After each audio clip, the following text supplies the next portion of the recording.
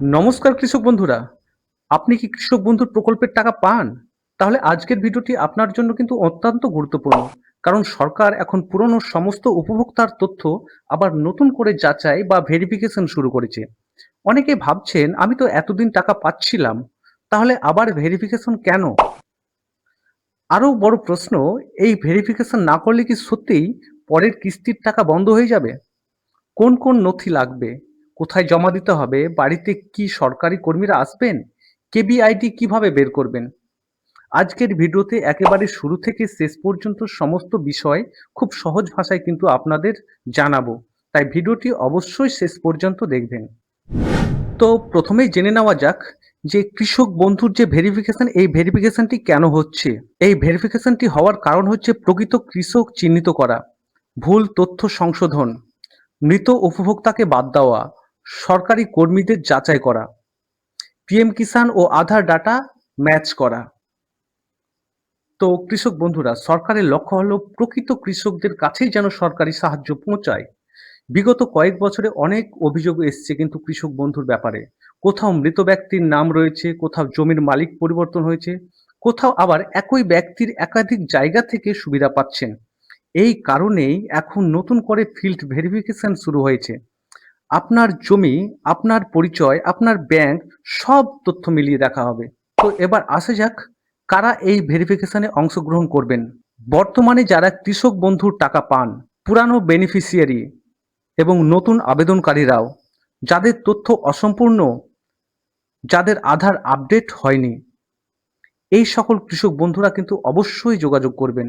অনেকেই ভাবছেন আমি তো গতবার টাকা পেয়েছি, তাহলে কি আবার কিছু করতে হবে? উত্তর হচ্ছে হ্যাঁ, অনেক ক্ষেত্রেই সরকার প্রত্যেক বেনিফিশিয়ারির তথ্য আবার যাচাই করছে। তাই আপনি পুরনো উপভোক্তা হলেও নিশ্চিত হয়ে বসে থাকবেন না। তারপরে আসা যাক ভেরিফিকেশন না করলে কি হবে। টাকা বন্ধ হতে পারে, আবেদন পেন্ডিং হতে পারে, ব্যাংক ভেরিফিকেশন ফেলড দেখাতে পারে, আধার সমস্যা হতে পারে, এনপিসিআই ম্যাপিং না থাকলে পেমেন্ট আটকেও যেতে পারে। তাই অবশ্যই ভেরিফিকেশনটি করিয়ে নেবেন। এখন থেকে অধিকাংশ টাকা আধার বেসড পেমেন্ট সিস্টেমের মাধ্যমে কিন্তু পাঠানো হবে। অর্থাৎ আপনার ব্যাংক অ্যাকাউন্টে আধার লিঙ্ক না থাকলে বা এনপিসিআই ম্যাপিং না থাকলে, ব্যাংকের তথ্য ভুল থাকলে পরবর্তী কিস্তি কিন্তু আটকে যেতে পারে। তাই আগে থেকে সব তথ্য ঠিক আছে কিনা দেখে নেওয়া অত্যন্ত জরুরি। তো এবার জেনে নেওয়া যাক কি কি ডকুমেন্টস লাগবে। তো Aadhaar card, voter card, bank passbook, ROR বা খতিয়ান, জমির কাগজ, mobile number, passport size photo, স্বামী স্ত্রীর ডকুমেন্ট যদি সেক্ষেত্রে প্রযোজ্য হয়। ভেরিফিকেশনের সময় সাধারণত এই নথিগুলি চাওয়া হতে পারে। সব নথির পরিষ্কার ফটোকপি আগে থেকেই প্রস্তুত রাখবেন। যদি জমির মালিকানায় পরিবর্তন হয়ে থাকে তাহলে নতুন তথ্য বা নথিও সঙ্গে রাখবেন। তো এবার আসা যাক কোথায় যোগাযোগ করতে হবে আপনাকে।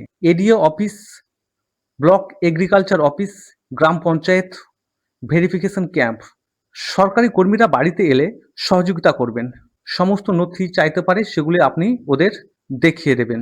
আপনার এলাকায় যদি ভেরিফিকেশন ক্যাম্প বসে তাহলে অবশ্যই সেখানে যাবেন। অনেক জায়গায় কৃষি দপ্তরের কর্মীরা বাড়ি বাড়ি গিয়েও তথ্য সংগ্রহ করছেন বা ডাটা কালেকশন করছেন। সেক্ষেত্রে ভুল তথ্য কিন্তু আপনি ওদের দেবেন না। ভেরিফিকেশনের সময় কি কি দেখা হতে পারে?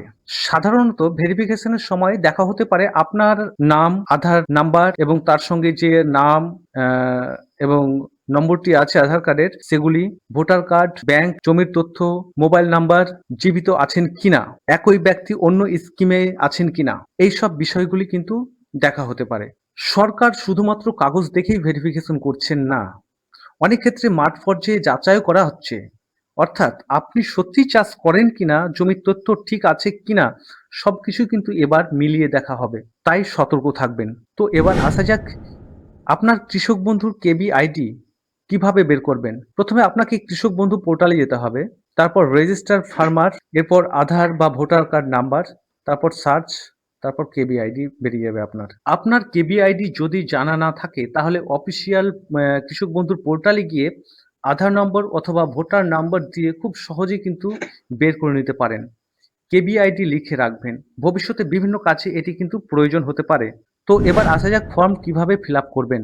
নাম, ঠিকানা, আধার, ব্যাংক ডিটেলস, আইএফসি কোড, জমির জিএল নম্বর, দাগ নম্বর, খতিয়ান নম্বর, মোবাইল নম্বর এবং সিগনেচার এগুলি সব কিন্তু আপনাকে ঠিকঠাকভাবে করতে হবে। ফর্ম ফিল আপ করার সময় কোনো তথ্য আন্দাজে কিন্তু লিখবেন না। ব্যাংক অ্যাকাউন্ট নাম্বার, আইএফএসসি, জমির দাগ নম্বর সব নথি কিন্তু দেখে লিখবেন। সমস্ত তথ্য যেন একদম সঠিক এবং সুন্দরভাবে লেখা থাকে। কারণ একটি ছোট্ট ভুলের কারণেও কিন্তু আবেদনটি পেন্ডিং বা বাতিল হয়ে যেতে পারে। এ কথাটি কিন্তু মনে রাখবেন। এবার সাধারণ সমস্যা ও সমাধান নিয়ে আলোচনা করব। যেখানে আপনাকে যদি আধার লিঙ্ক না থাকে তাহলে ব্যাংকে আপডেট করবেন। মোবাইল বন্ধ, আধার আপডেট করবেন। ব্যাংক চেঞ্জ, নতুন পাসবুক জমা দিবেন। জমির পরিবর্তন হলে নতুন আরওআর দিবেন। নামের বানান যদি ভুল থাকে সংশোধনের জন্য আবেদন করবেন।